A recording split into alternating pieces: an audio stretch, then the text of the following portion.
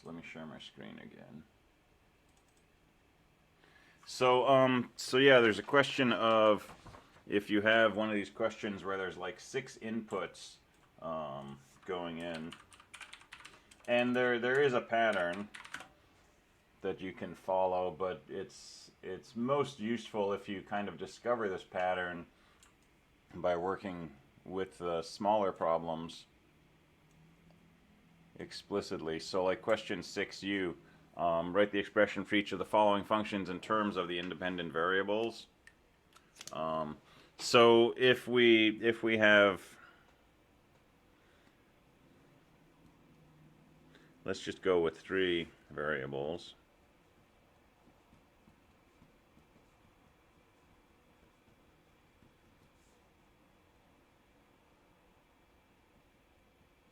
So if we write out our min terms, right, a bar, b bar, c bar, a bar, b bar, c. Can't see what you're writing. Good point.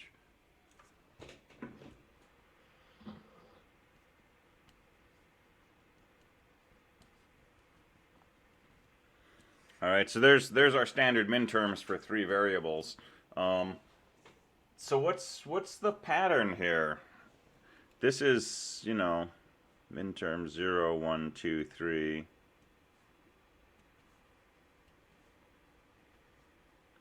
So has anybody discovered a pattern? For example, if I want to write min term 5, can I do that without going through the whole truth table and filling this out? Is there some shortcut? Technically, if you look at the nots and the is's, you would be able to tell because of the left side of the table. Okay. And M5 will automatically always be 101. There you go. Okay, so we can look at the subscript 5, write that in binary as 101. The order of the variables is A, B, C. So min term 5 corresponds to the row where A is 1, B is 0, C is 1. And so our rule for writing a min term is if we want the input to be a 1, just write the variable. If we want the input to be a 0, write the variable with a bar on top of it. So now if I have an expression like f of a, b, c, d, e, f equals, let's say, min term 17 plus some other stuff, and I want to write min term 17, what do? Well, I write 17 in binary. So that's 1, 2, 4, 8, 16, 32. And I'm writing it as 6 bits because I have 6 input variables. And my variables are A, B, C, D, E, F. And so min term 17 will be A bar, B, C bar, D bar, E bar, F. So yeah, you don't need to do the truth table, but you need to understand how you would get this from the truth table, and then you can go ahead and do this shortcut. That makes a lot of sense. Thank you. Cool. Welcome.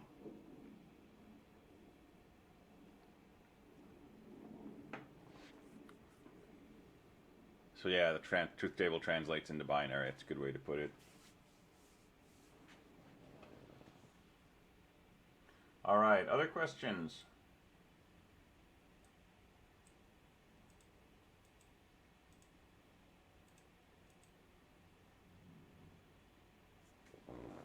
So open lab hours from... Lab today? Sorry? Are we going over our lab today? Oh yeah. Yeah, we're going over lab 2 and we're going over lab 3, and we're talking about homework too. I guess we're talking about that right now. Yeah, we'll probably spend the bulk of the class talking about the lab 2 and 3. General comment on open lab hours, right? So I've got 11 to 12 marked as open lab, and we're doing that in the regular 250 classroom. So if you want to come into open lab and ask questions, right, just hop into the classroom and open up your mic or go on chat and, you know, let me know you have a question.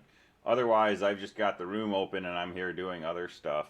But you don't have to wait for me. Thursdays on Tuesday and Thursday? Tuesday, Wednesday, and Thursday. So from 11 to 12. And Wednesday, of course, there's no class, but I still have the classroom open from 11 to 12.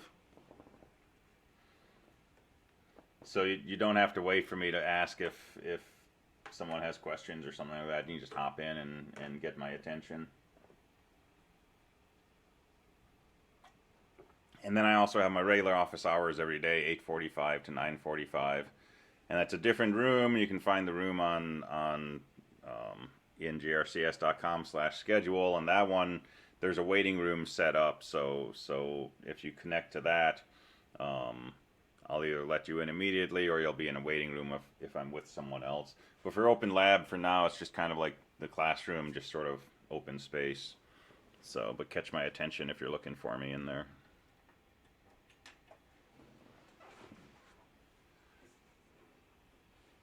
All right, so let's talk about homework in a little more generality. So I graded your first homework, and I graded one problem, which was the problem on doing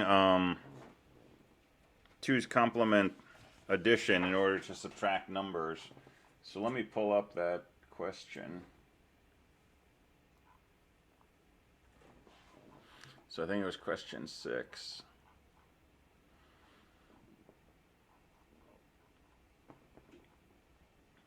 All right, so carry out the following arithmetic addition operations in both decimal and radix complement representation. 2's complement is sometimes called radix complement. Same thing. Use a word size of 8 bits. Almost everybody used 8 bits, which is fantastic, because it does make a difference. If you only use 7 bits, you'll get a different answer. So the goal here is, take the number 123, write it in binary as an 8-bit number. Take the number minus 125, write that in binary as an 8-bit number. Add those together in binary, and look at the answer you come up with.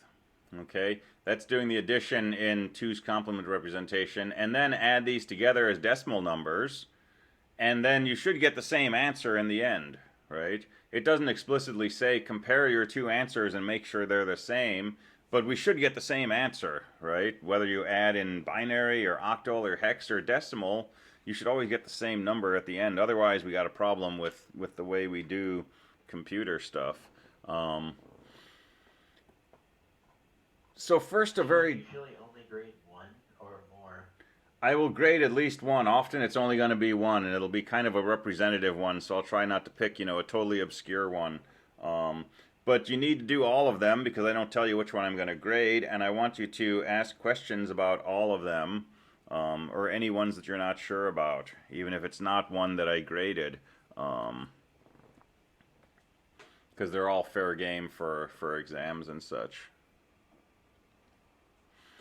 So some general comments. First of all, again, ignore the solved problems, right? If you don't know how to do the problem, ask me. Come to office hours, come to lab hours, go back through the lecture notes, right? The solved problems are there if you're absolutely positively stuck, right? And if you're really stuck, look at them to get an idea of what it is that you're missing, and then, go back to working from your notes and such. And so let me pull up this guide to writing up homeworks.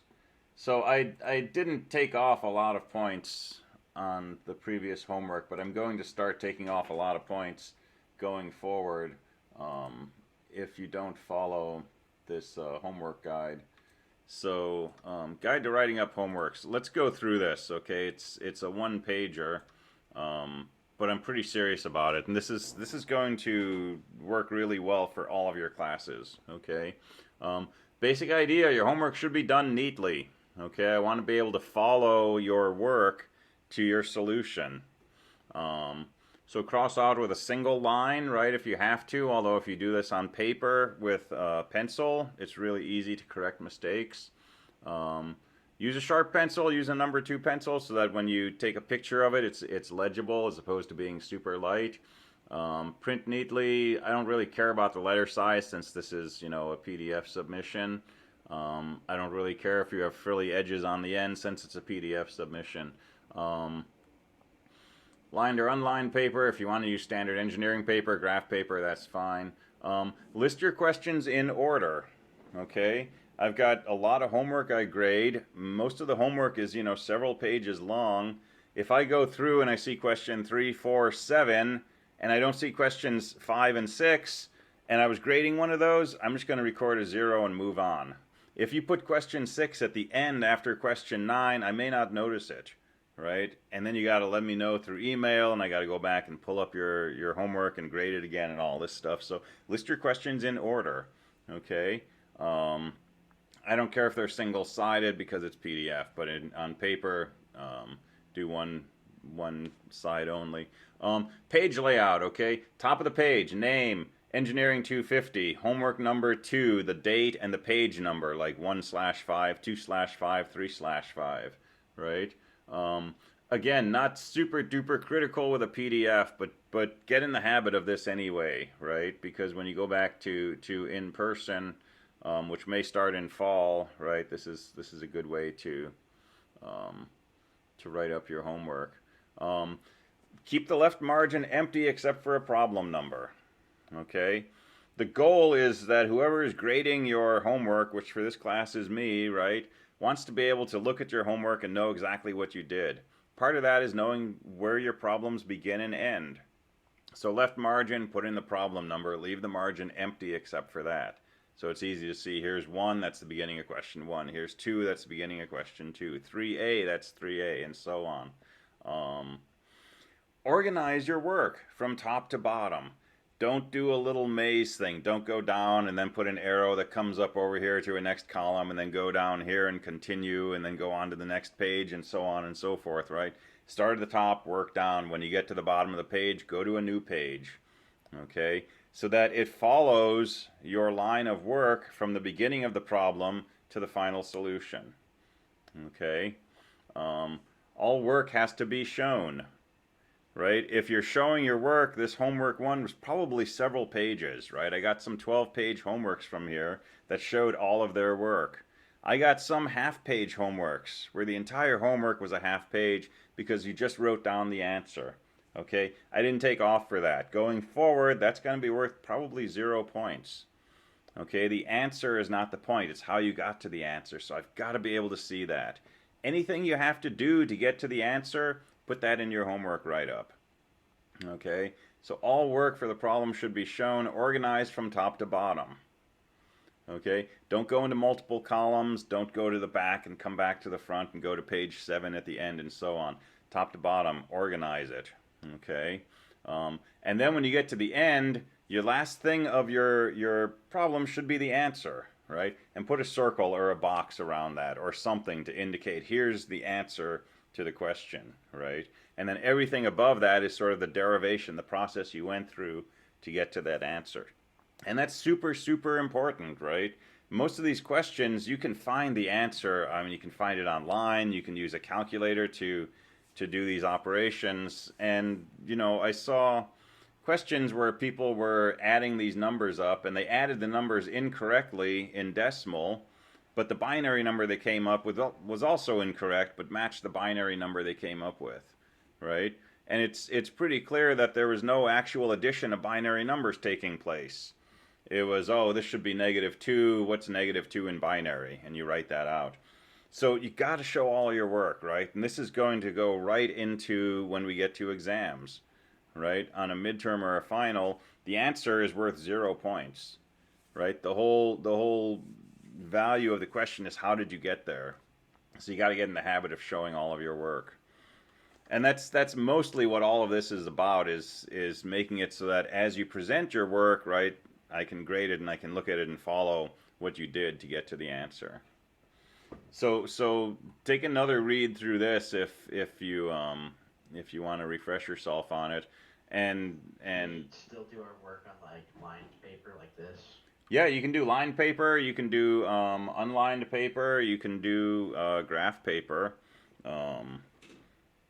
Any of that's fine. And if you really want to do this electronically, that's fine, but don't let it impair you from being able to show your work, right? How do you add binary numbers you know, as binary numbers. Well, you know, here's 0, 0, 1, 1, 0, 1 plus 0, 1, 1, 0, 1, 1. So 1 plus 1 is 0, carry the 1. 1 and 1 is 0, carry the 1. 1 and 1 is 0, carry the 1. 1, 1, 1 is 1, carry the 1. 1 and 1 is 0, carry the 1 and a 1, right? Something like this, it's pretty easy to see what you did. And if you mess something up, if you put a 0 there instead of a 1, you get a different answer. I can see what happened, right? This is going to be really hard to produce electronically, like in Word or OpenOffice or LaTeX or something like that, right? Don't impair your ability to show your work because you're trying to produce these things electronically. Write it up neatly, take a nice clean scan or a picture, put that into a PDF. That's going to work really well. And this is what we're going to be doing when we're taking exams also, so those are all good skills.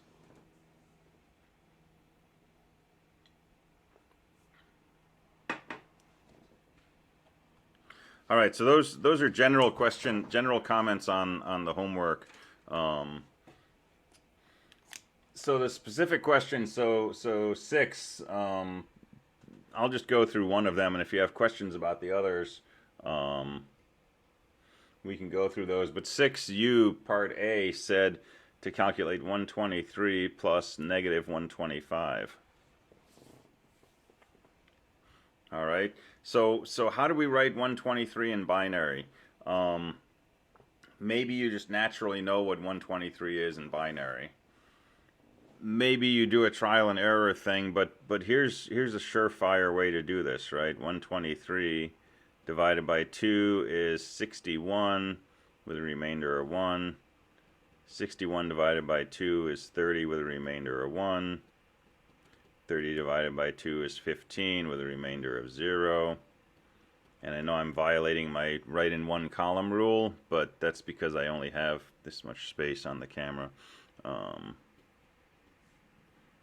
7 divided by 2 is 3, remainder 1. 3 divided by 2 is 1, remainder 1.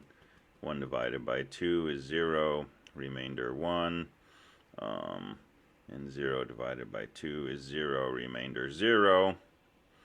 And so these are the bits for 123. So 123 equals 0, 1, 1, 1, 1, 0, 1, 1. And sometimes when you write 8-bit binary, you put little spaces in between each group of 4, just so that, you know, you don't lose track of the number of bits you have. And this also helps you if you wanted to convert to hex. It's a really easy translation. Separate by nibbles. Yeah, exactly. So nibble is half a byte. This is a byte, 8 bits. All right. Who came up with that name? I don't know, but I know it's spelled like this. So it's spelled with a Y because it's half of a byte. And it might only be 1B. Yeah, so I mean, this is, you know, 50s, 60s stuff. All right, so 125, we can do the same thing. And if we do that, and I'm going to violate my show all your work rule again, because, you know, in the interest of time here. So that's going to be 125. And I know that because it's 127 minus 2. And then we need to use negative 125. So negative 125 equals, we'll take each of these bits and complement them. And then add 1. So that's negative 125. And I'll go on to a new page here. So 123 equals 0, 1, 1, 1, 1, 0, 1, 1. Negative 125 equals 1, 0, 0, 0, 0, 0, 1, 1. And if I'm going to add those, 1 and 1 is 0, 1, 0, 1 is 1, 1, 0, 0 is 1, 1, 0 is 1, 1, 1, 1, 1. That's 123 plus negative 125.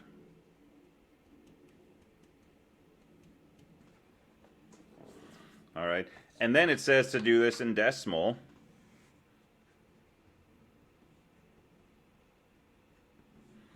And we can probably do that in our heads, right? 123 minus 125 is negative 2. And so that's the answer in decimal. And then, you could do a check. So what does negative 2 look like in binary? Well, 2 looks like this.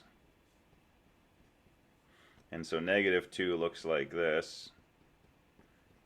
Complement the bits plus 1.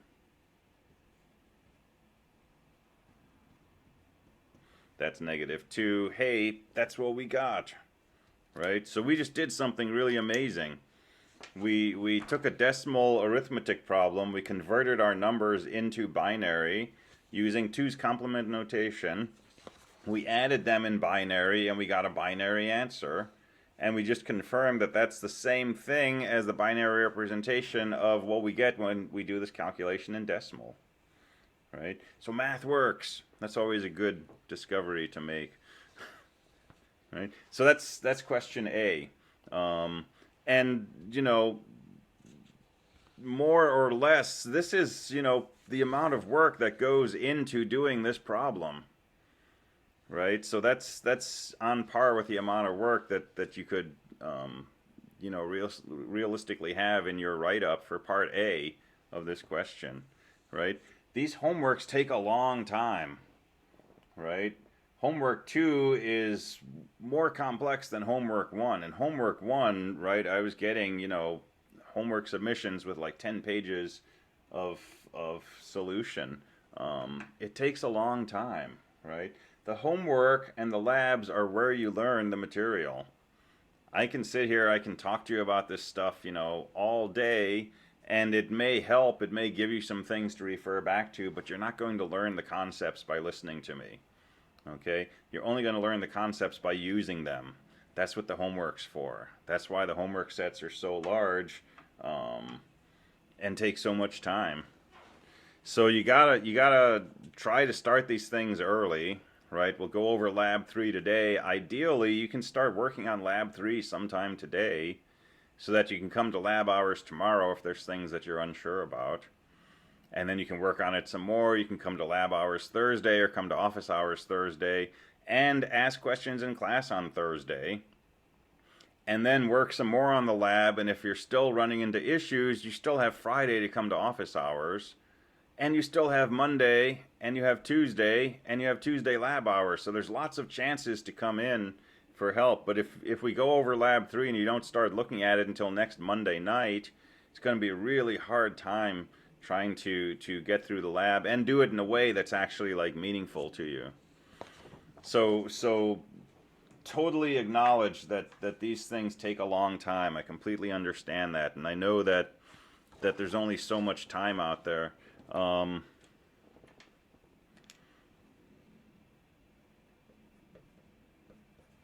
Kind of rule of thumb, 3x to 5x. Ideal circumstances, for every hour you spend in class, you'd like to spend 3 to 5 hours outside of class. Okay? That's not practical for most of us, but that's the ideal. So 250, we meet 4 hours a week. In an ideal world, you'd be spending 12 to 20 hours outside of class every week on 250. Right? Now, you can't do that if you're taking 3 classes. You can't be spending 60 hours a week outside of class working on your courses unless that's all you're doing in life. Okay? And if you are, you're very fortunate.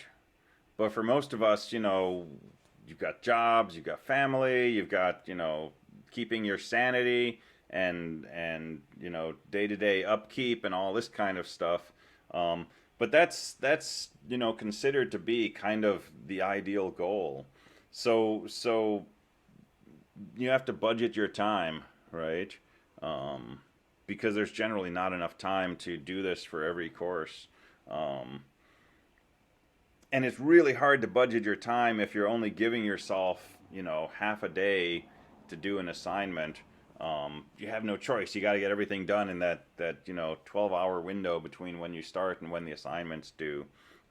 So starting earlier lets you do a better job of sort of, deciding, okay, I've really got to get to my history homework or my English homework or my physics homework or my math homework, right? Or, I really feel like I need to learn this concept about K-maps because it keeps coming up. So I'm going to spend some extra time on that. It's all part of the challenge of doing school, right? Um, but started early, and if you're going to end up spending 10 hours on an assignment, you can spend the 10 hours now. You can spend the 10 hours before it's due. You can spend, a few hours now and later in the week and next week and so on. But it doesn't change the amount of time that you actually spend on it. All right. Yeah.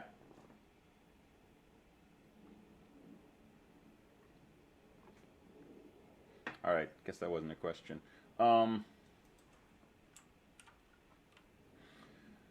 So any questions on any of the other homework questions from Chapter 1 or any of the questions from Chapter 2 that you're working on right now? I have a question about number 5 action. On homework 2 or homework 1? For homework 2. Okay.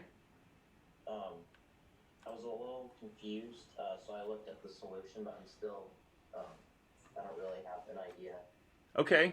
how the answer was what. I don't know, there's 3 different answers. I don't know which one you're looking for. So each of the following functions is written in a form that is equivalent to the complement of the standard product of sums form. So we're told that the complement of f is equal to this sum of products. We're Right. looking for the knots, right? So, well, we're told f bar is equal to this, so we're asked to write each function in standard product of sum forms and the standard sum of products for f. So let's do a similar problem. Let's make one up ourselves. And let's just do 3 variables, and let me write one down, and then I'll switch to my screen.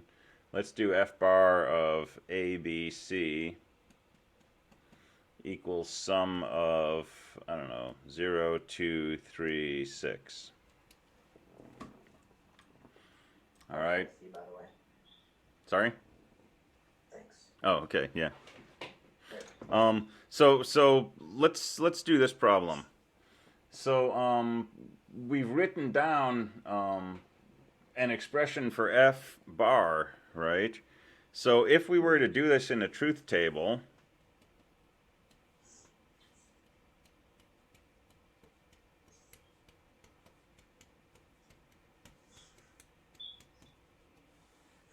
and so this is min term 0, 1, 2, 3, 4, 5, 6, 7. What we have is a sum of products representation for f bar.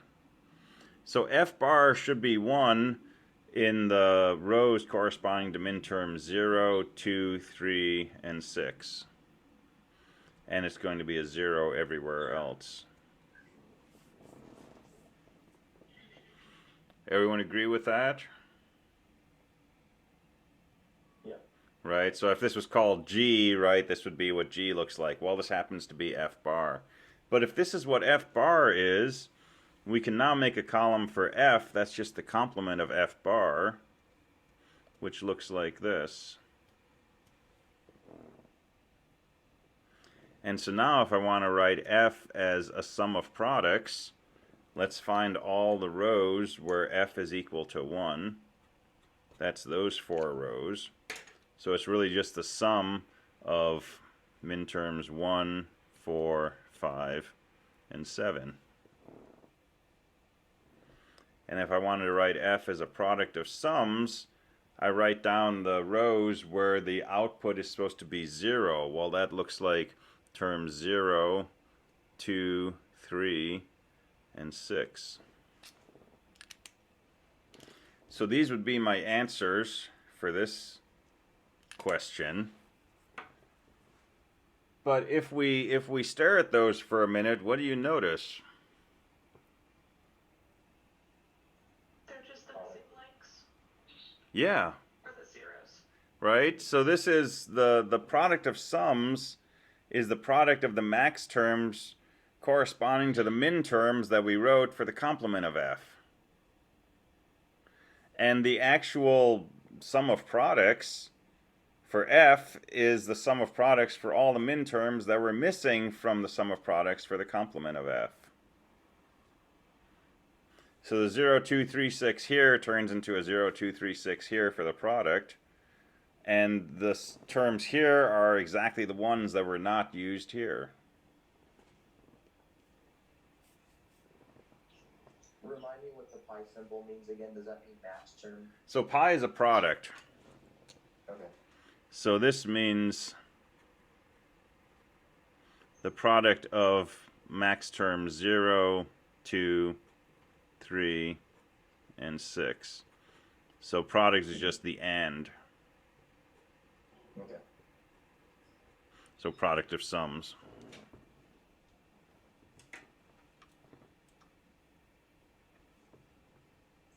And so this is That makes a lot more sense now. cool.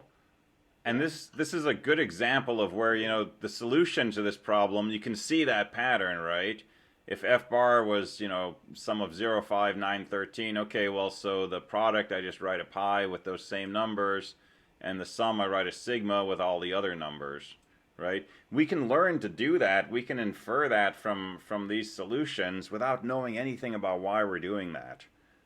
And then, you know, if you get a different version of this on a test, you're kind of stuck. So yeah, this is a really good one to, you know, do what you were doing, which is try to understand what the question is asking you to do and how you get that solution.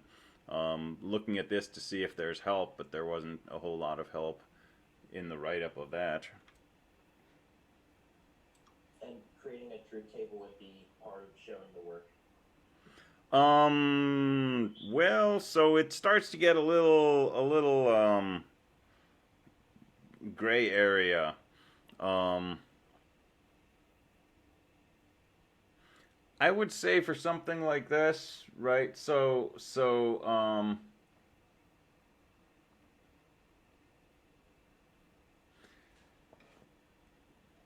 I would say for something like this, show the work for the first one. And then you can say something like, you know, following the pattern, here's the answer for the second one, right?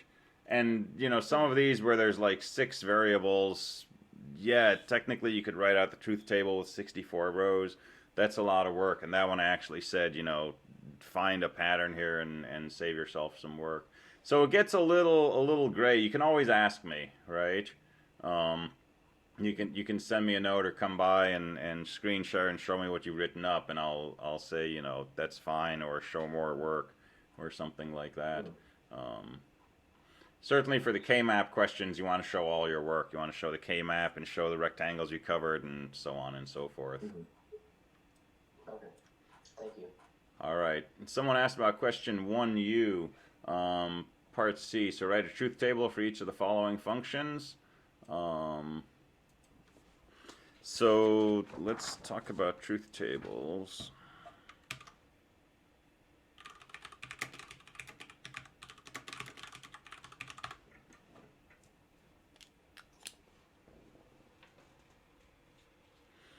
So let's do this one. I'm not going to grade this one.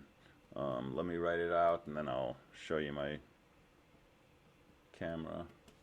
So A, B, C, D, or A, B bar, or A bar, C, D bar, or A, B, C. So start with a template for a truth table.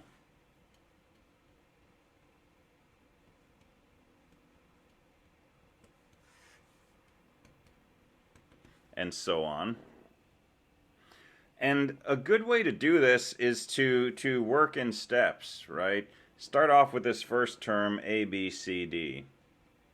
Well, that's just an AND of all 4 variables. So this is going to be 0 most of the time. The only time it's going to be 1 is if all 4 input variables are 1. Otherwise, this is going to be 0. Let's go on to this next term, A, B bar. Well, you can take A and the complement of B and AND those together in your head, but it's less error prone if first you write a separate column for the complement of B.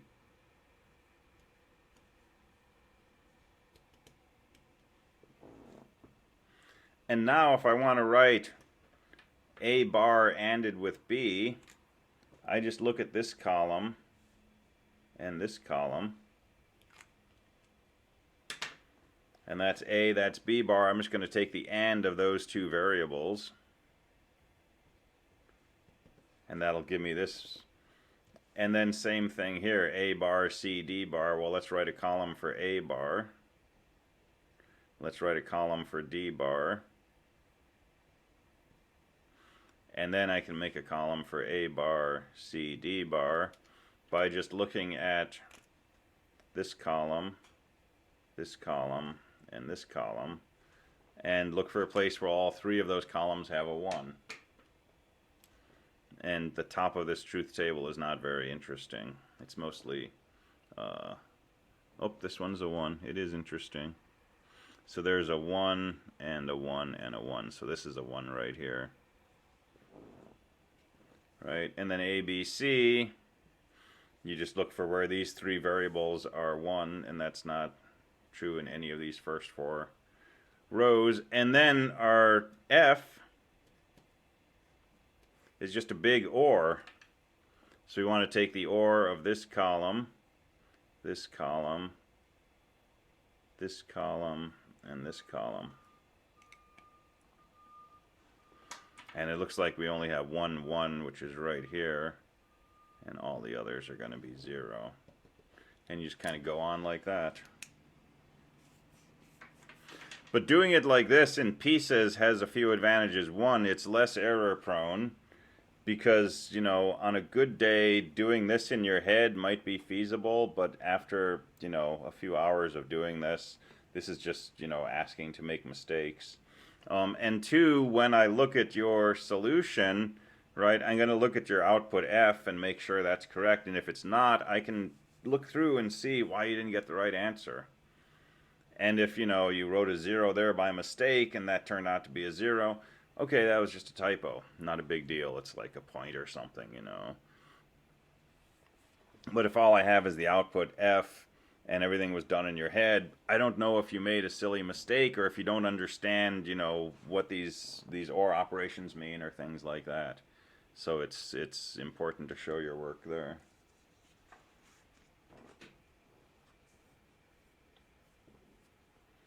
Would you prefer the truth tables look like this when we turn in our homework and labs?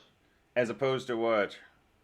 As opposed to just having the function output? So for labs, you don't need to necessarily show your work like this, right? If you're developing you wouldn't really be analyzing truth tables, but you know, for a lab, you can do some of your work on the side, right? You need to show your steps, but we're going to talk about labs separately after this. But for homeworks, yeah, I'd like to see how you get this value F.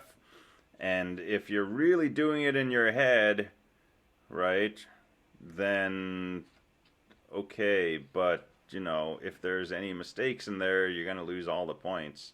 So you really want to show your work, right? At least show me some of your steps.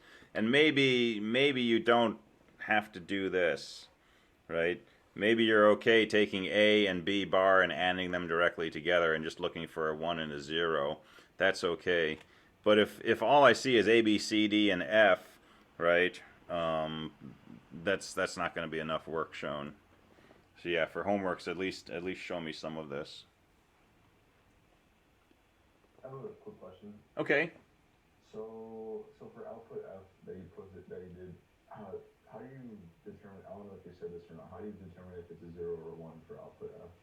So in this case, I look to see if this expression was a 0 or a 1, and this is an OR of 4 smaller expressions.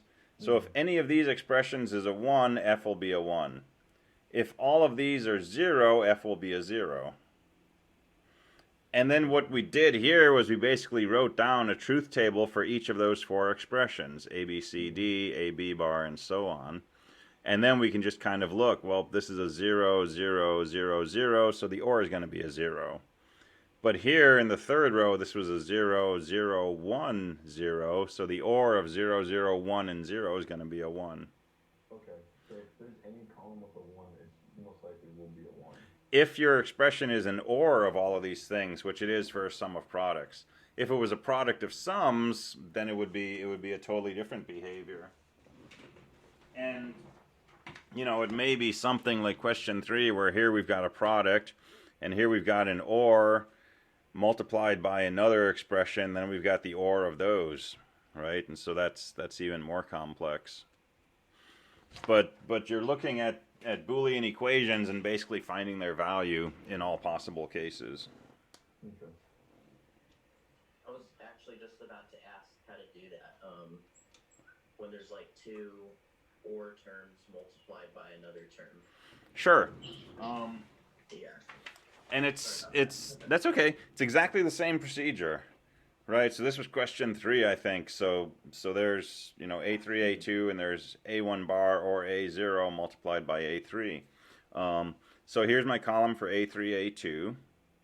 Here's a column for A1 bar. Here's A1 bar or A0, right? So that's A0, that's A1 bar. So just taking the OR of these two. And there's a 1, 1, and a 1. But this third row, it's 0 ORed with 0. That's a 0. And then I wrote down a column for A3 bar, so the complement of A3. And then this term right here is the product of this row and this row. This column and this column. So 1 and 1 is 1. 1 and 1 is 1. 0 and 1 is 0. And then 1 and 1 is 1. So now I've got a column describing this term. And over here, I had a column describing that term. And so if I take these two columns and I OR them, that gives me a column describing this expression, which is my function f. So my final column is just the OR of these two columns, which looks like 1, 1, 0, 1.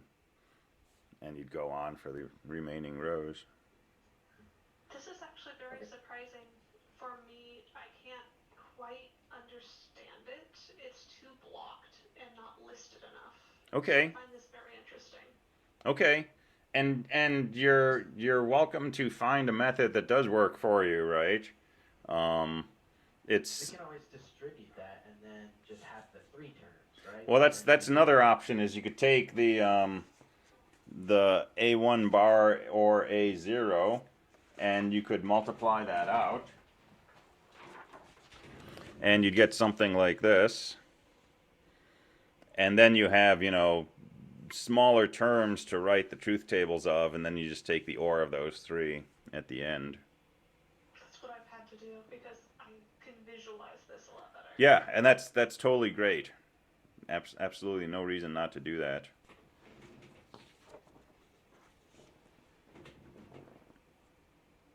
So these are the low-level mechanics. If you've done calculus, these are the epsilon delta proofs of digital logic, right? This is the low-level stuff that we do in order to understand, these Boolean expressions, in order to understand how these simplifications work.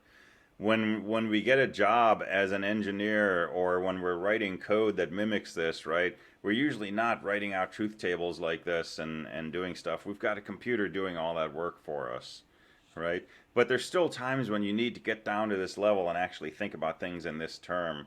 And so we need to have this low-level understanding of what's going on.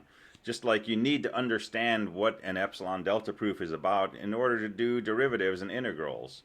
Right? Not because you write epsilon delta when you do an integral, but you've got to be thinking about it in those terms in order to effectively use these higher order tools. So this is like calisthenics in some sense, right? It may not look like it's producing useful work on the output side, but it's a really essential process to be going through.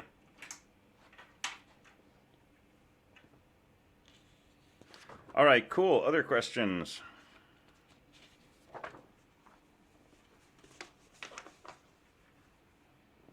I'll probably have more tomorrow when I go into your. Okay. When I go into your what's it called, lab hours. Awesome. All right. Well, let's talk about labs. So let's talk about lab 2 and some reflections on that, and then we'll go ahead and we'll talk about lab 3. So let me bring up lab 2. And if you're still working on Lab 2, that's okay.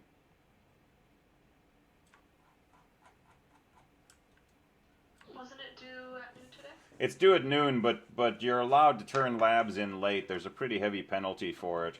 But you need to do all the labs in order to pass the course, so I do accept those late. But with a high enough point penalty that hopefully people are trying to get them done on time. So Lab 2, we were hopping into Tinkercad. We were playing with some of these circuits. So let me go back to the mantra that I keep saying about labs, right? Your goal is to document your work in such a way that somebody else can take just your lab report and reproduce your work, okay? So you've got to have, for example, a circuit diagram if you're going to implement a circuit and talk about a circuit, okay? And again, a circuit diagram is not the same thing as a screenshot of Tinkercad, okay? A circuit diagram is something like this. Okay, it uses these standard symbols, a triangle with a circle for an inverter, a triangle with a line for an LED, a squiggly line for a resistor.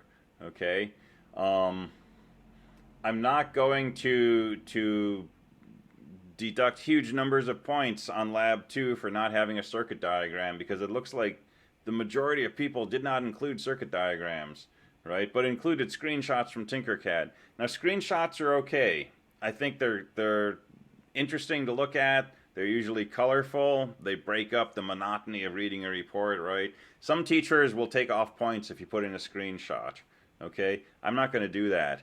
But even if you put in a screenshot, you've absolutely positively got to have a schematic for any circuit that you're talking about, okay? Question? Yeah. I put a screenshot of the schematic into Like the this? lab to indicate what I was making, and then I put a screenshot of what I then created and then a discussion about it. Is that okay? Or am I supposed to be hand drawing these? No, things that's fantastic. As long as somebody can look at your circuit in this format, right? As opposed to having to look at a picture and say, oh, this switch is 7404, that must be an inverter. What is pin 1 connected to, right? So something that looks like this with these symbols. And it's a really good idea to just take a screenshot from the lab. The only caveat on there is make sure that you attribute it. So attributions.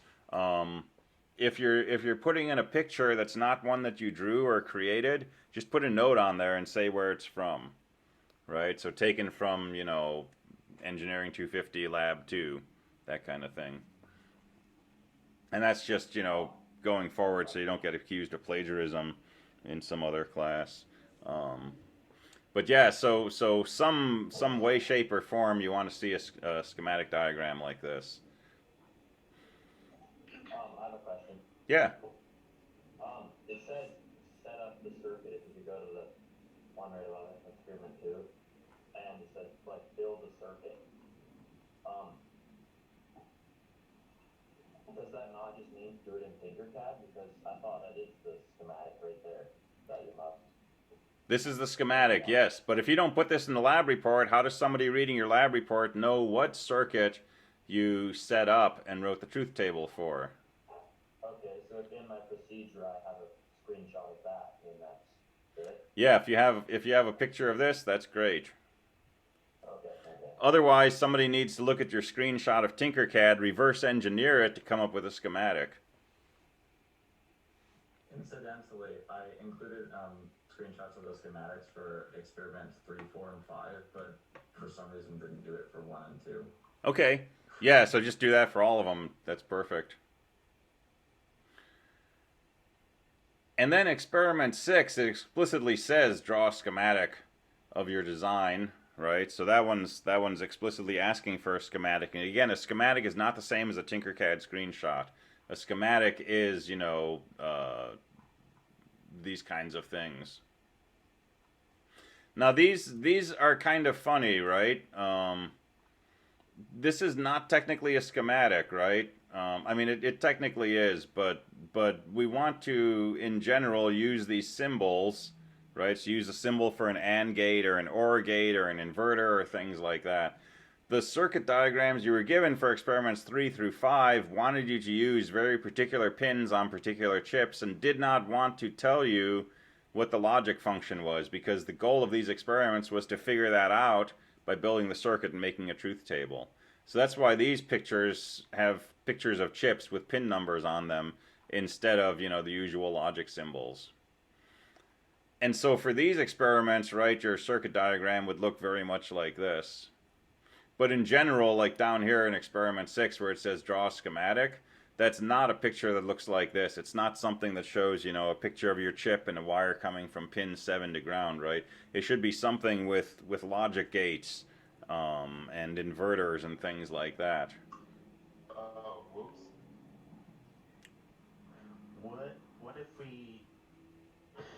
I heard from my classmates here that we were actually supposed to just do this with the AND and OR gates, but what if we did it with the chips, like it says here? I drew mine with the chips as well, unfortunately. So yeah, so schematic is always going to mean use the logic symbols. Now, presumably, to draw it with the chips, you had to have somewhere a schematic using logic symbols, right? So go ahead and include that in your lab. But that's really the part that we're looking for is that schematic with logic symbols. And I think other than these experiments here, you're never going to see a schematic drawn with a picture of a chip. Well, when we get to the timer, you will. If your chips are things like AND gates, OR gates, inverters, you know, simple functions like that, draw them with the logic symbols themselves. And we'll talk about how to go from there to actually building a circuit today, as far as how to designate part numbers and pin numbers and so on. So we'll spell that out really explicitly. And like I say, I'm not going to ding people on it for Lab 2, but hopefully it's clear going forward for Lab 3 onward what we mean by a schematic. Can we talk about experiments 1 and like the high and low inputs? Sure. Let me make one more comment on experiment 6. And this is for all things going forward. I've drawn this picture before that we're going from some problem to a system diagram to a truth table to equations to a logic diagram to a wiring diagram to an implementation. And you know, last time we were focusing on how we go from a truth table to equations, so sum of product of sums, K-maps and stuff like that. And once you have equations, you can make a logic diagram. So experiment 4, right, or experiment 6, you had a truth table. You were asked to come up with, you know, a schematic diagram. What happened to the equations, right? You need to come up with equations to go from the truth table to the logic diagram. Put those equations in your lab report. Okay, even if it doesn't explicitly say include your equations, that's part of how you got to your logic diagram, right? That's part of the procedure that you're following to get to this result. So start with your truth table, write down your equations. If you simplified your equations, how did you simplify them? Did you use a K-map? Put that work in your lab report. Does that make sense? You're almost never going to go wrong by putting in too much in your report, right? If you're spending time and you're doing something as part of the lab, put it in there, and then it helps somebody else who's trying to reproduce your work to go back and mimic your steps.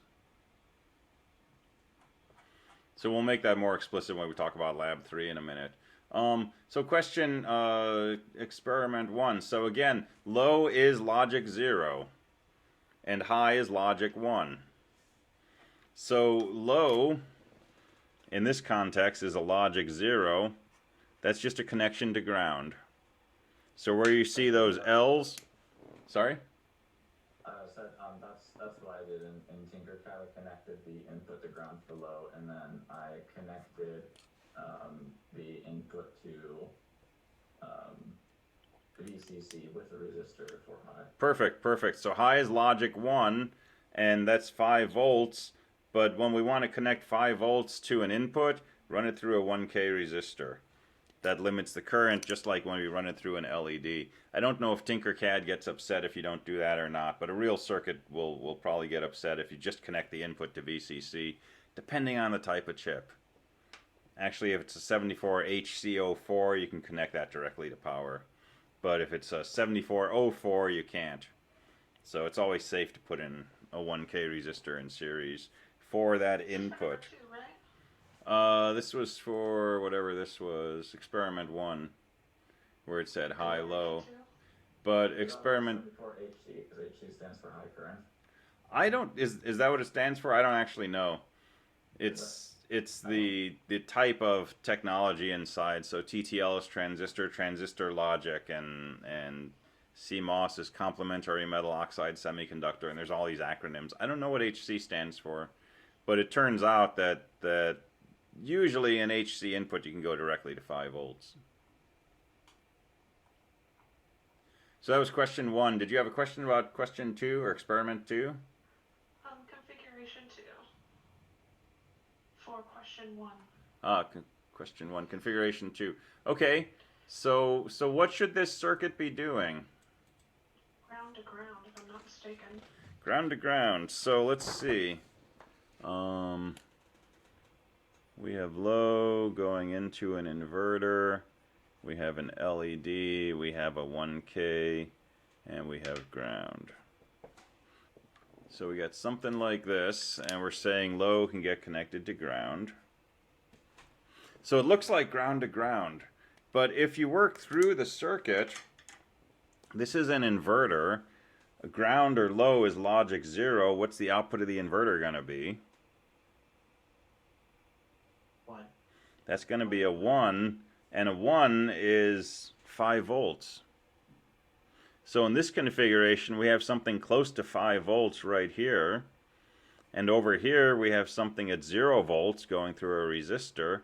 We should get a current flow through here, and this LED should light up.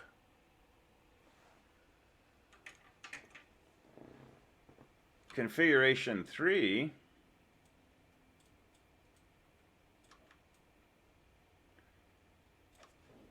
we've got high going into an inverter, and then we have an LED going the other direction with a 1 kilo ohm and VCC. And so that looks like 5 volts, 5 volts.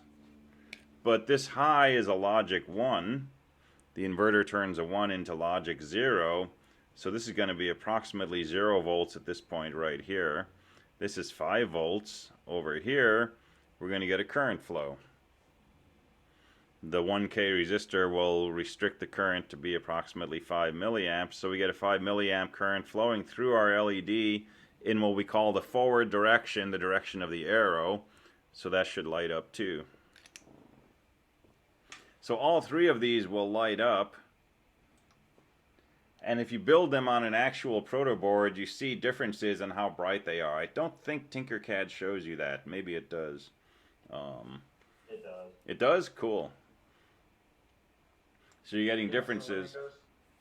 Say again? So when the current is flowing backwards through the inverter, the current is going into the output, it still goes to ground? Which configuration are you thinking about?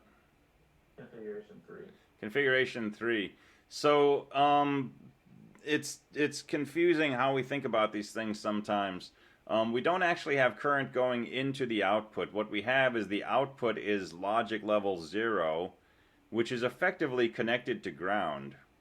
So the current coming through here, going through the LED, is going to ground because the output of the inverter is actually connected to ground. If that makes sense.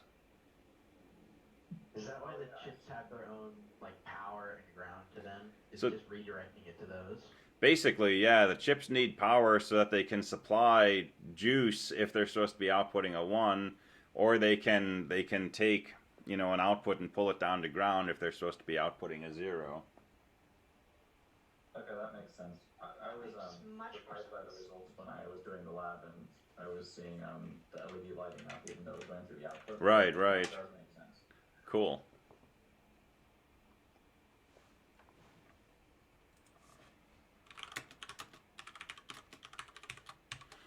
So while we're here, let's take a look at how gates actually work. The text talks about this a little bit, I think, in chapter 1. And I don't test on this. This is something that you would get into in a higher level course. But let's demystify this a little. Let's take a look at how a chip actually works. And let's just think about an inverter. All right, so we have these things called transistors. And a transistor looks something like this. So we have something called a gate, and we have a drain and a source. So a transistor is just this thing with 3 leads coming off of it. Resistors have 2 leads, LEDs have 2 leads, transistors have 3 leads. And to a first order approximation, they work something like this. So if gate equals 1, D and S are connected. If your gate equals 0, D and S are disconnected. And by 1 I mean 5 volts, and by 0 I mean ground. Okay, so if I put 5 volts in here, these two ends get connected to each other. If I put 0 volts in here, these ends are disconnected. So it's an electrically controlled switch. All right, and we can make these things out of relays, little electromechanical switches with magnets inside and moving parts, and when you run current through this electromagnet, it pulls a piece of metal down which closes this switch mechanically that connects the two ends. So we used to build computers out of relays. You can make them out of vacuum tubes and get the same effect. Transistors are just a different form of an electrically controlled switch. But they're a nice form because we can make them, you know, a few fractions of a nanometer in size. So here's an example of a switch. So let's build a circuit. I'm going to put 5 volts up here. I'm going to put some kind of resistor in here. I'm going to put a transistor. And I'm going to label my input I. Oh, let me call it X. And let me call my output here Y.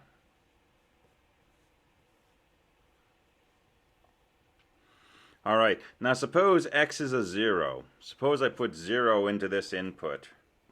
So my gate voltage is 0, and my description of the transistor says that the drain and the source, these two ends are disconnected. So my circuit looks like this. I have 5 volts going through a resistor connected to Y. Down here I have a point connected to ground, but no connection between these. So what's the voltage at point Y going to be?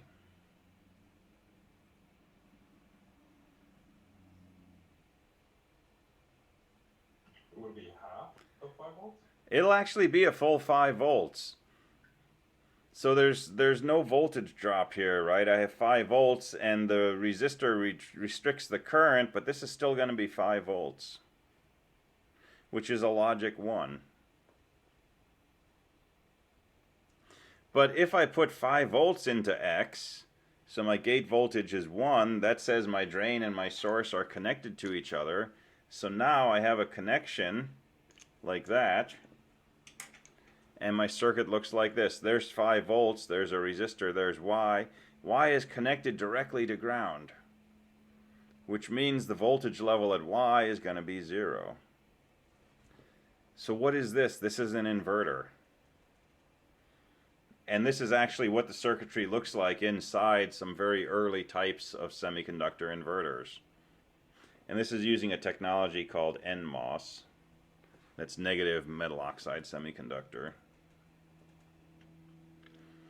And so what happens is, you know, I need 5 volts up here So that when I want to output a logic 1, right, I pull it from up there. And I need 0 volts here, so that when I want to output a logic 0, I can just connect this to my 0 volts. And if I put too much current into my inverter, right, what I'm doing is if I hook this directly to, say, 5 volts and I put unlimited current in here, sometimes these transistors can't handle that much current. What that current is doing is it's basically filling in electrons in a little tiny gap between two pieces of the transistor. And if you pump enough electrons in there, current can flow from one side to another. That's what's happening when you close this drain to source connection. If you put in too much, you physically blow the gate of the transistor and it gets really wide and it can't conduct anymore. This D up here, by the way, that's where the D comes from when we say VDD. Because the drain side of the transistor is connected to 5 volts. And sometimes you'll see ground referred to as VSS. That's the S. It's the source of the transistors. And there's a lot of different ways to design logic gates with a lot of different kinds of transistors. But let me just show you one more, and then we'll take a short break, and then we'll do lab 3. But let me show you a different kind of circuit.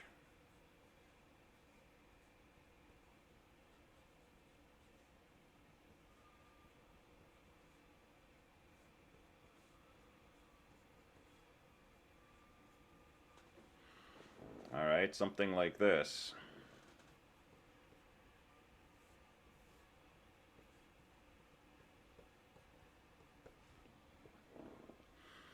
All right, so if A is a 0, then this point is disconnected from this point. And there's no connection between Y and ground. But again, Y is connected to 5 volts through a 1K resistor, so Y is going to be a 1. And it doesn't matter what B is. If A is a 0, there's no connection from here to there. There's no way Y can get to ground, so this is going to be a 1 also. And if A is a 1 and B is a 0, so that this is connected, but B is a 0, so this is disconnected, well, Y can flow through this transistor, but it gets this far and it stops. It still can't get to ground. It's pulled up to 5 volts. That's a 1. But if A and B are both 1s, both of these source-drain channels are closed, and now your output Y has a direct path to ground. It has an indirect path to 5 volts, but if you build a circuit like this, and you look at the voltage right here, it's going to be 0 volts, right? It's connected directly to ground, whereas there's a 5 volt drop across this resistor to get up to 5 volts. So in this case, your output is 1. So this is a NAND gate, right? It's the inverse of an AND, which would look like this.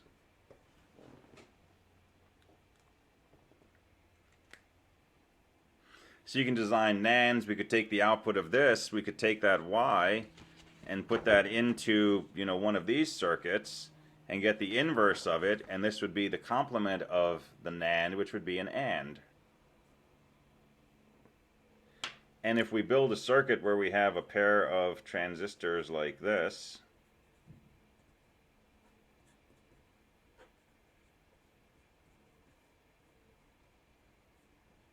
and a resistor going up to VCC, this will give us a NOR. So we can actually design logic gates using transistors, and that's what goes on inside those physical chips, the 7404, the 7408, and so on. That's what goes on inside the really large-scale chips, Pentium processors and ARM processors and so on, is just huge slew of transistors and resistors and wires hooked up in such a way that you implement all these logic gates in a particular way to build some kind of circuit. So that, I won't test you on, but I think it's helpful to see this, to actually know kind of how this thing works at a low level.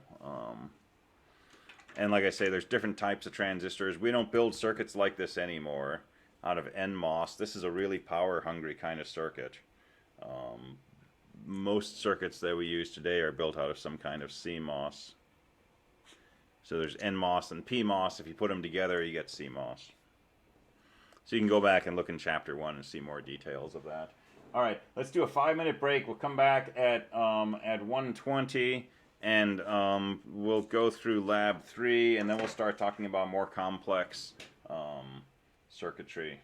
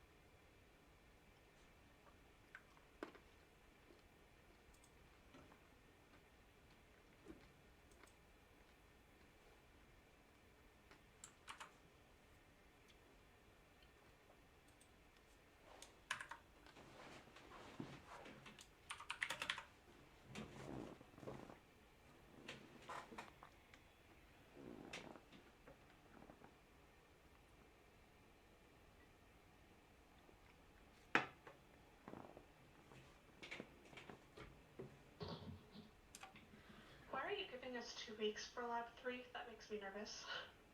Did I give you 2 weeks for it? Yep. Oh wow. Okay. Well, cool. Enjoy it. I think it was just because I wasn't sure where we would get to at this point. We've been going pretty fast, which is essential to kind of get the basics down so we can start building on them. Yeah, let's talk about Lab 3. So Lab 3 is a single experiment, which could also make you nervous. It's one experiment, but it's your first implementation of the traffic light system that you've been developing through the previous labs. And it takes a fair amount of work to do this, and it takes a lot of writing to write this up. Okay, it's a pretty complex lab if you do it right. Now, if you just, look at your truth table and put together a Tinkercad circuit, that's not going to take as much work. And some people actually did that for Lab 2. They went ahead and built their traffic light controller in Tinkercad. But there's a lot more going on in Lab 3 than just coming up with that circuit. So let's go through this description of Lab 3 in detail, and then we'll come back and fill in some extra points. So three-way intersection needs a traffic control system, etc., right? Same setup as before. Each lane has a green and a red light, and only one lane gets to go at a time. Car on the right has highest priority. So the same truth table we've been doing, 3 inputs, 6 outputs. Okay? So complete the following. Make a sketch of the intersection, identify the inputs and outputs. You've done that before, so copy your work forward for that. Truth table, based on the previous part. Make sure your truth table has 3 inputs, 6 outputs. Okay? Alright. Step 3, this is where it gets complex. Using sum of products approach and logic gates available on the class website, right? The gates that you can find in Tinkercad. Design the light control system using the LEDs for the traffic light. Document your work, including output expressions, schematics, truth tables. Do not minimize. Okay, so we've got a few details here. So you're going to do a sum of products. Do not minimize. Include LEDs and switches. So the switches will be the car sensors, the LEDs will be the traffic lights. So you're going to have a total of 3 inputs and 6 outputs.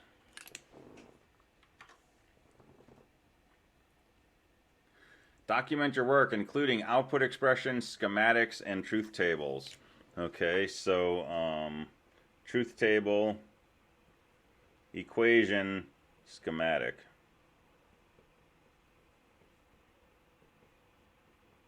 Which is not Tinkercad.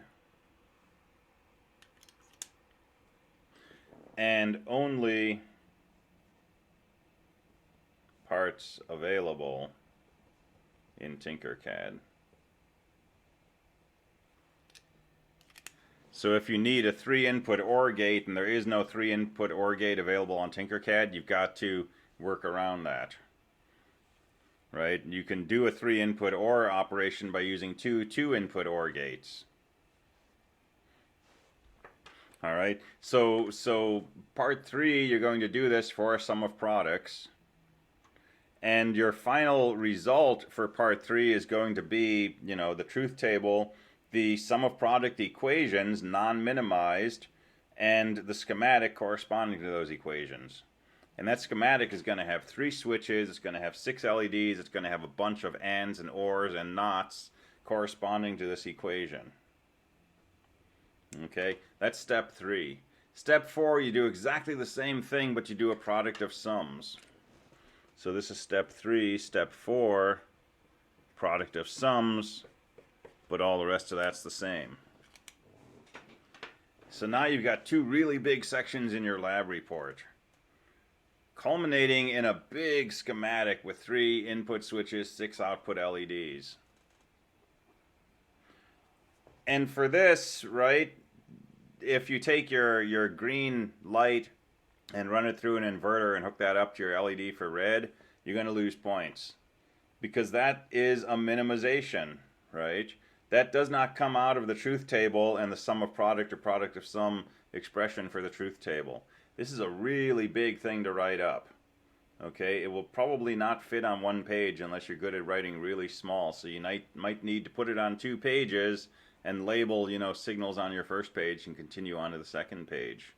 Right? It's a lot of work. This will take hours to do. And then step 5, you compare those designs to each other.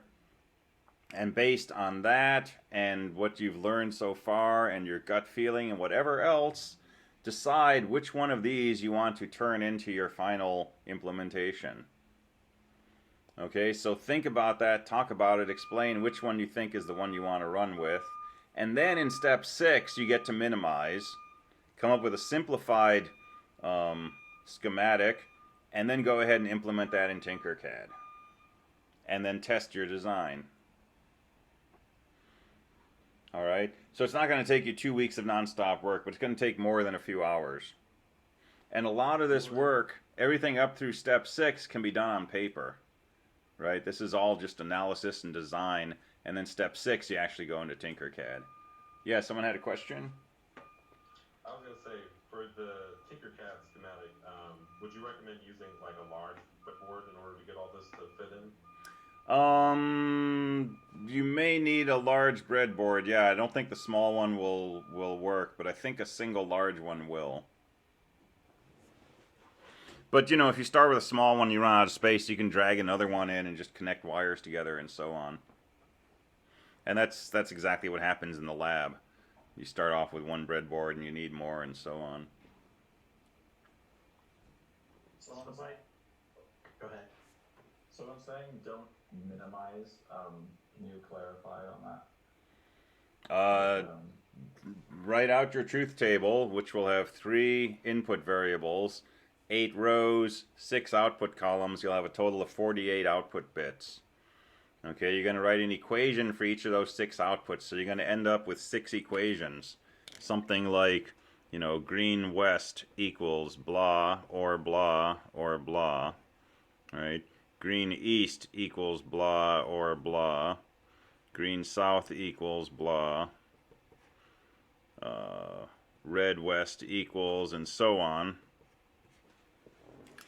Right? So the direct sum of products representation from your truth table, without doing things like saying, hey, red west is just the opposite of green west, so I'll just write red west equals green west bar, right? That's true, you can get there by starting with this and minimizing it.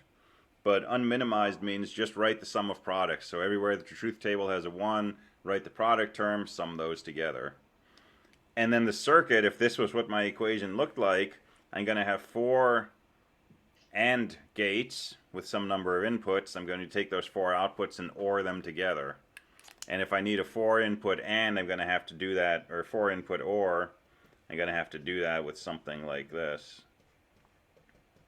So we're drawing schematics without simplifying the logic first? Exactly. Oh wow.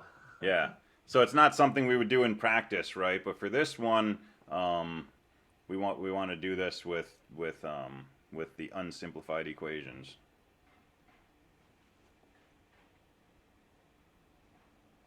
I did this for experiment 6 in lab 2. I did that, but I had simplified all the logic before I drew up my circuit schematic because I didn't want to Okay. wiring mess. So that will probably work for part 6 on lab 3, where you do minimize and you go ahead and you implement. Or come up with a schematic and then implement.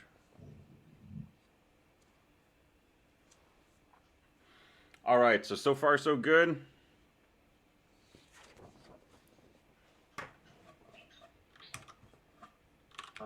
Yeah, that looks good. Well, what about the new experiment? For all the previous labs, I've been looking at, okay, what's the general theme of the lab, and what's a new experiment that sort of builds off the previous ones in a logical order, logical sense. But with this one, there's only one experiment, so what would you recommend we do for coming up with a new experiment? Just other stuff we Well, talked about? there's only one experiment, but it's kind of the culmination of a bunch of experiments from previous labs also, right? So you could sort of think of it as a multi-lab journey to, you know, this experiment, and then maybe think where would you go next on that journey. Or, you know, something comparable to experiment one, but you know, it doesn't have to strictly be you know, exactly related to what you did in the lab, but it should be in a general. So what's the basic idea of this lab? You know, doing a complete design from problem specification to system diagram to truth table, equations, logic diagram, simplifications, implementation, and so on, right? So it could be, you know, some different problem that you go through the same set of steps on to come up with an implementation.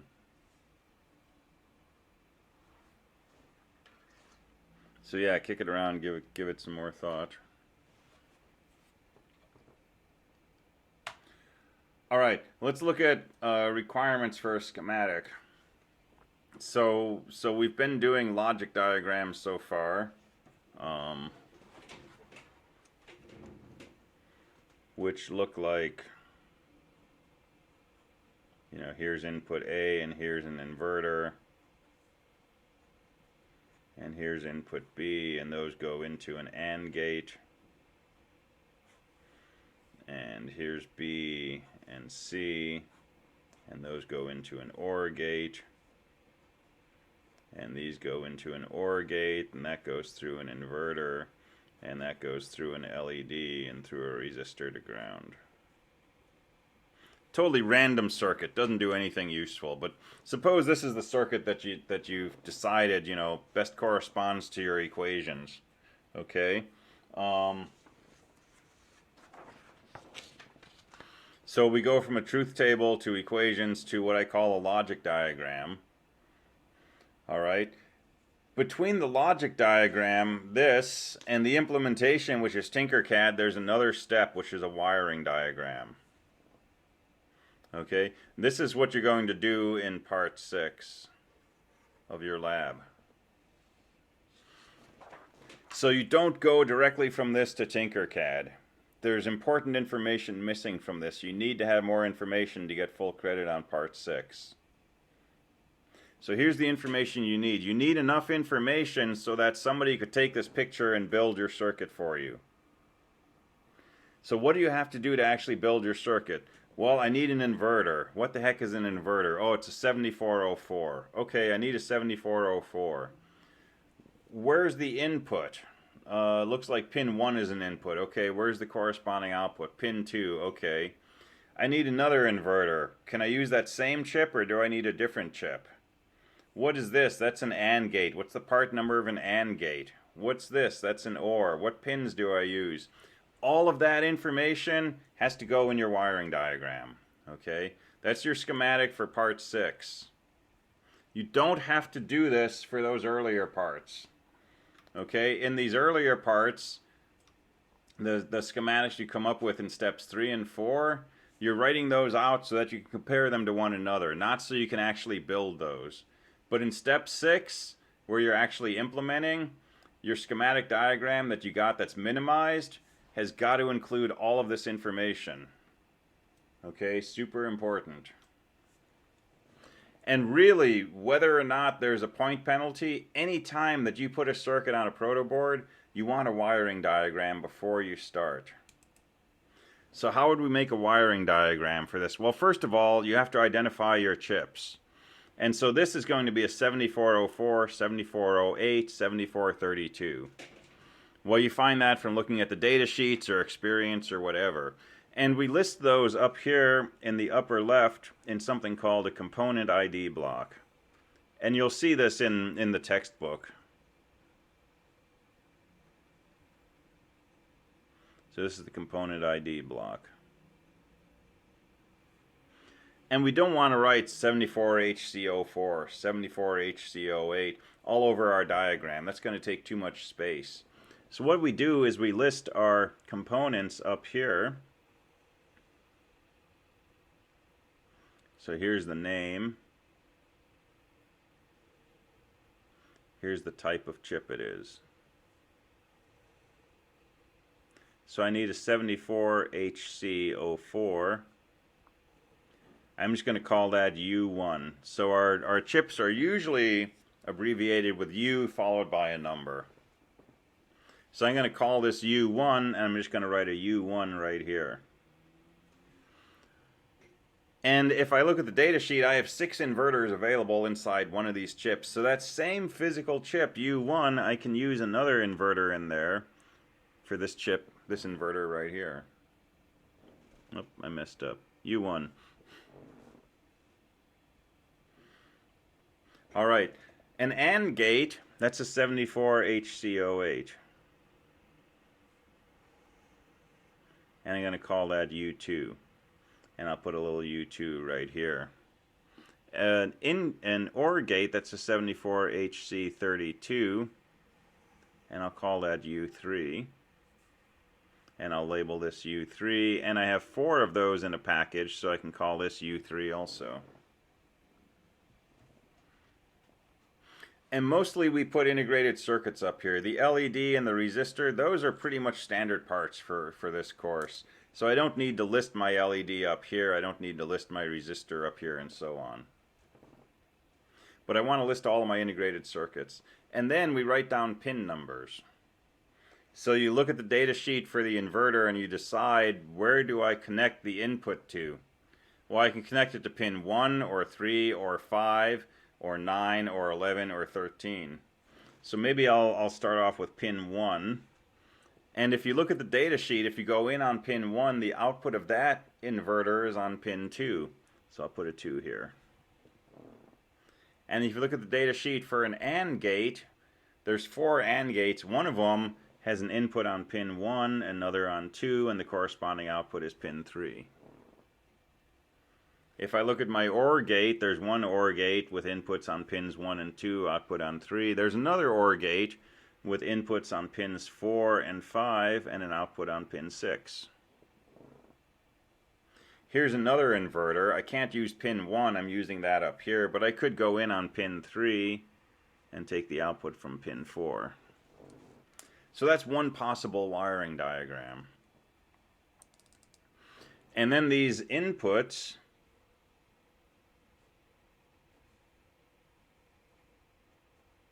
I'm going to want to put switches in there.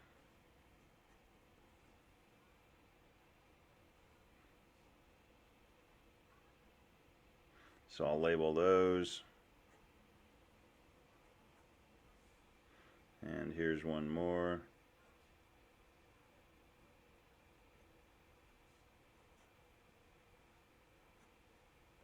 And really I should be labeling these switches so it's very clear, like this is the A switch, this is the B switch, this is the C switch.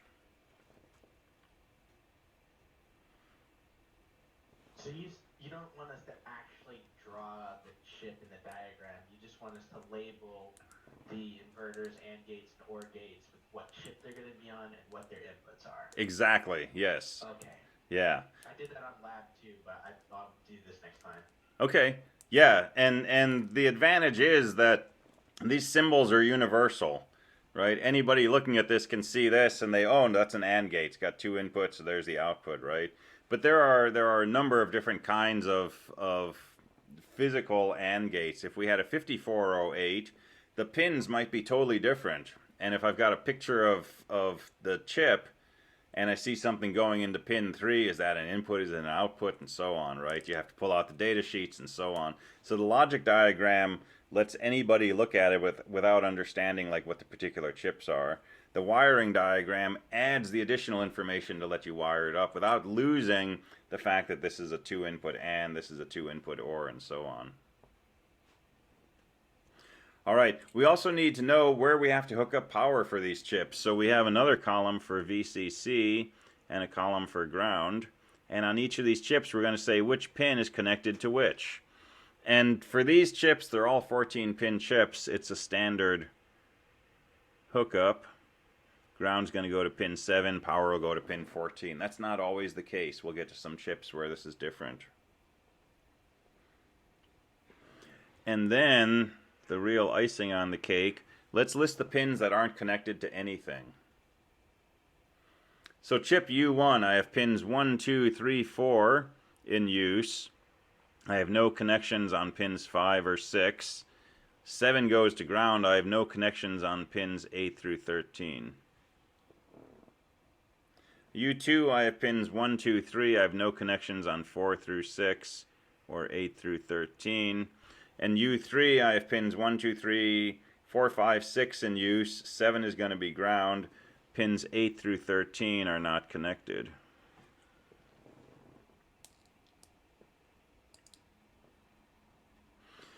And then the last piece goes down here. This is your project ID block.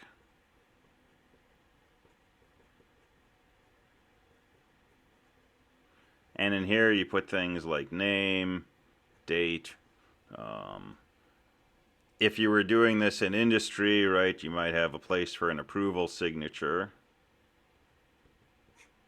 Are you gonna put this on Canvas? No, you can find samples of this in the textbook. Okay, thank you. Yeah. This is a really sloppy version of it. And so what does this do, right? This is your handoff. This is your end result of, you know, having designed and minimized and simplified some circuit. And then you could hand this to somebody who would build your circuit for you. And everything they need to know is right here on this page. Right? They know exactly which chips they need, which pins get connected to power, which pins get connected to what. And this is fantastic when you're trying to debug your circuit.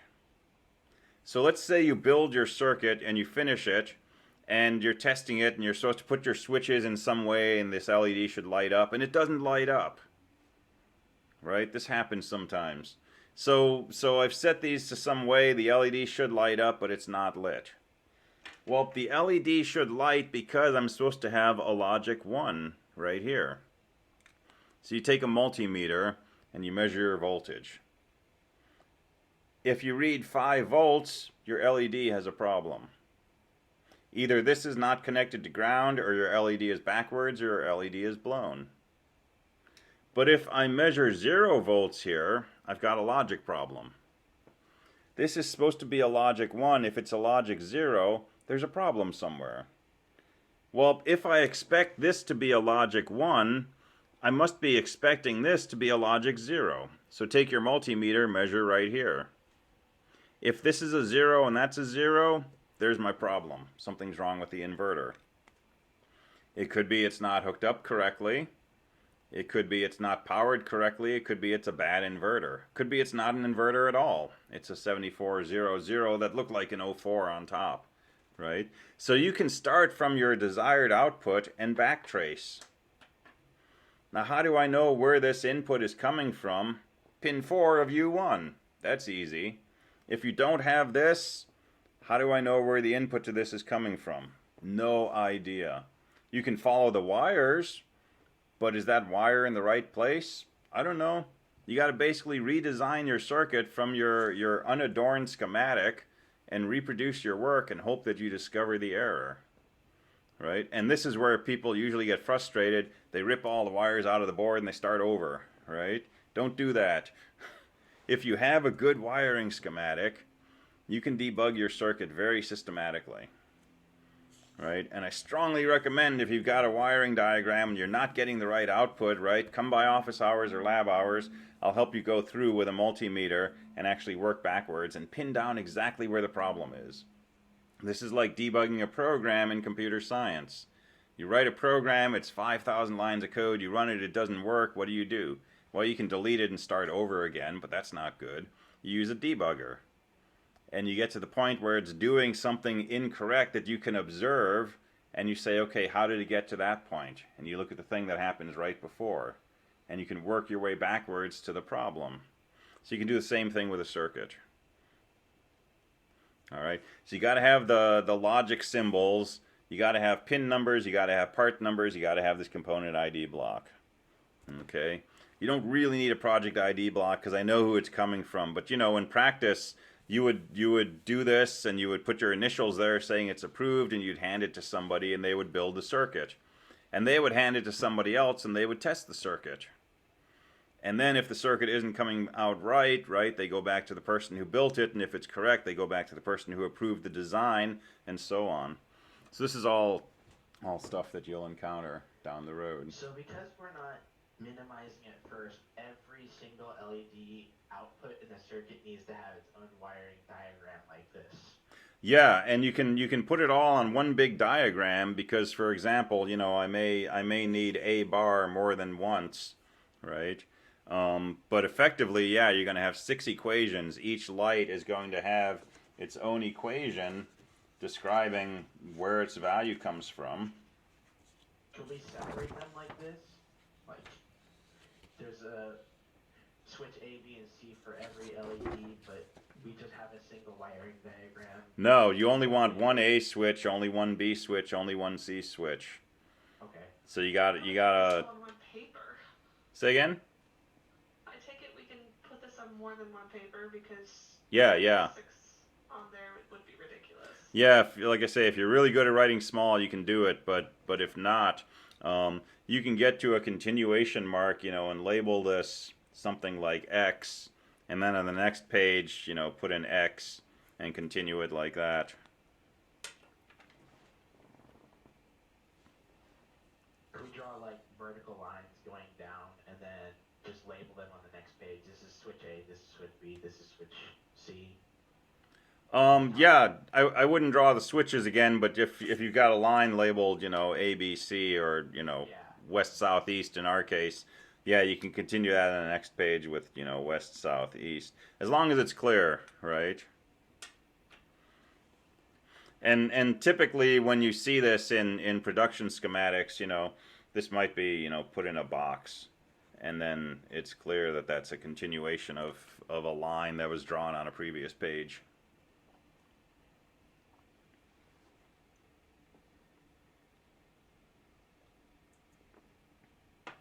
All right, and then the last part of this is to test your design. So how do you test your circuit? Well, you know, this is a traffic light controller. So how do you tell if it works? Well, you flip your switches in such a way that there's, you know, a car to the east and no other cars. And you visually make sure that the eastern green light is on and the southern and western red lights are on and all the other lights are off. And then maybe you change the lights, the switches, so that there's a car to the east and to the south, and you make sure the lights still look like that. And then you flip the eastern switch so that there's no car to the east, there's only a car to the south. And what you'd like to see is the southern green light is on and the west and east red lights are on and the other lights are off, right? And you go through a series of steps. Well, document that, right? Don't just say I tested it and it worked. How is somebody else going to reproduce that? How are they going to test their circuit and know that they did the same test that you did? So you got to describe that. So you're typically going to come up with what's officially called a test plan.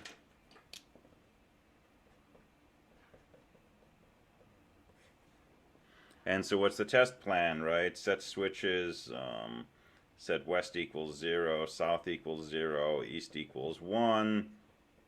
Look for green east equals 1, red south equals 1, red west equals 1, red east equals 0, green south equals 0, green west equals 0. Step 2. Do something else. Step 3, do something else. How many steps do you need? Well, you probably need 8 steps for this because there's 8 different possibilities of cars. So you come up with a test plan, and then, you know, whoever builds this circuit can take their finished physical circuit and the test plan and hand it to somebody who does the testing. And they can go through and they can say, okay, I did that. Oh, test 3 failed. Did test 4, that worked fine, right? And then they've got the results. Yeah, your circuit worked on 7 of the 8 tests, right? Or it worked on all 8 tests, and now they can sign off and say this circuit has been tested and it's passed. And now it gets one of those little stickers you get when you buy things, you know, tested by, number 58 or something like that. Right? So to do this testing, right, figure out how you're going to test your circuit, describe that, and then do your tests in Tinkercad and record your results. And hopefully, the result is that every one of your tests, your circuit passes. If it doesn't, then you go back and you start trying to debug your circuit. Okay? It seems like an overcomplicated way to say test the truth table. So if you're pretty explicit in how you write that up, you can get away with that. So you could say, test all combinations of inputs and make sure all 6 outputs match the truth table. And that will work for this lab. But as we move forward to further implementations, the truth table is not going to be sufficient because the order in which we do things is going to matter. In particular, we're going to have yellow lights in a future version of this. And so then you would have to actually come up with your own set of steps. But yeah, for this one, if you want to spell it out and say, set the switches to each possible input combination and confirm the outputs match the truth table, I'll let you get away with that. Because that is basically what all of this is saying. So yeah, that's fine for this one. But then actually go through and do that and record your results. All right, other questions? We're pretty much out of time here. But that should be everything you need to know about Lab 3. And you got a couple of weeks for that. So we're going to start on Thursday digging back into digital logic. And we're going to look at completeness of NANDs and NOR gates and some higher level functions like multiplexers. And this is going to start getting us into some of the more real world stuff. And this will be more foundational stuff. And we're moving towards the next big transition in this course, which is moving from these these combinational circuits that we can describe with truth tables to what are called sequential circuits that have memory. And so their behavior changes over time based on what's happened in the past. And that's really where this whole subject kind of opens up and leads us into ultimately, how do we design a computer? So we're moving into even better stuff pretty quickly. All right. When will Lab 3 be due? Check Canvas. Someone said it was 2 weeks, but check Canvas. Whatever Canvas lists, that's the definitive answer. Okay. All right, cool. Have a good one. Yeah? It's May 4th. May 4. Okay, awesome. May the 4th be with you. All right. I will see you either on Thursday or I'll see you in office or lab hours before then. Have a great afternoon, great rest of the day. Thank you. Have a great day. Thank you. Good night.